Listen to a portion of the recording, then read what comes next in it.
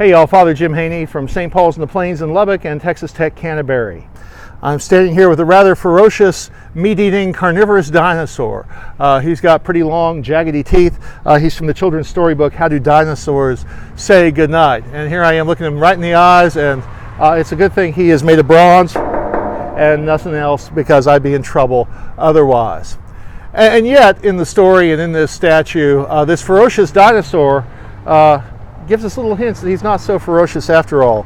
He's got a little cute teddy bear. I don't know if you can see it, but the teddy bear is tucked under his arm. He also has his blankie, and he's preparing to get into bed and lay down and go to sleep for the night. How do dinosaurs say goodnight? And the thrust of the book is basically, kids, dinosaurs don't act all rough and mean when it's time to go to bed. They don't throw temper tantrums. They don't make demands. Instead, the thrust of the book says, dinosaurs tuck in their tails, they get under their covers, they might give another last hug to their moms and dads and a last kiss, but they go to sleep because that's what dinosaurs are supposed to do. Okay, it's not subtle. Kids, you need to behave yourself and get to bed properly. It's not subtle, but it's a cute children's story nonetheless.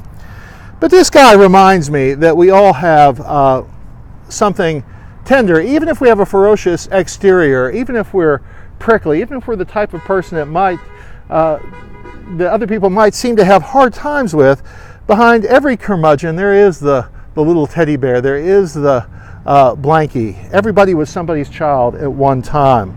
Everybody is God's child now and is created in the image and likeness of God. Even if they give a crusty, toothy, nasty, carnivorous dinosaur exterior presentation to the rest of the world. And so the way we treat people, we don't need to put up with abusive behavior. We don't need to put up with inappropriate behavior. But on the other hand, we need to also be able to cut people some slack, treat people with love, and remember that they are created in God's image, and try to see them as much as we can with that little inner image, that little inner teddy bear, inner blankie in mind. I've shared this story before. There's a wonderful story from the turn of the 20th century. It's set in a couple different Roman Catholic churches. One is in Europe, one's in America. There are two young acolytes, both of whom drop a cruet of wine during the Mass, and the wine falls to the ground and just shatters. Wine goes everywhere. Big mess. And as the story goes, the European acolyte, the priest hauls off and smacks him in the face and says, "Get out of here, and I don't want you coming back." And sure enough, that's what happened. More on that in a second. The other acolyte, the one in the United States, was actually acolyting for a bishop and not a priest.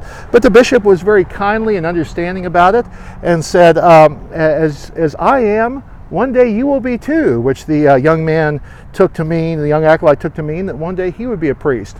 It turned out he was more than that. He was a bishop as well, archbishop. So the moral of the story, the young acolyte whose face was slapped and told not to enter the church again as an acolyte, didn't. He became a prominent atheist. He became a communist dictator. He was eventually Marshal Tito of Yugoslavia.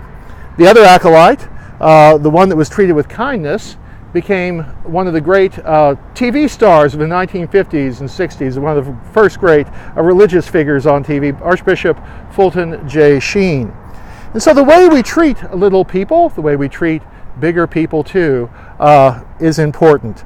The things we do to people can cause hurt, or they can put people on good paths and bring them healing of their crusty dinosaur exterior sometimes, or bring them a little hint of God's grace and God's love for them. So remember, every crusty dinosaur you encounter may not be vicious, but they may have a tender side after all. They are made in the image of God. So with that thought, I'll leave you. Have a blessed day.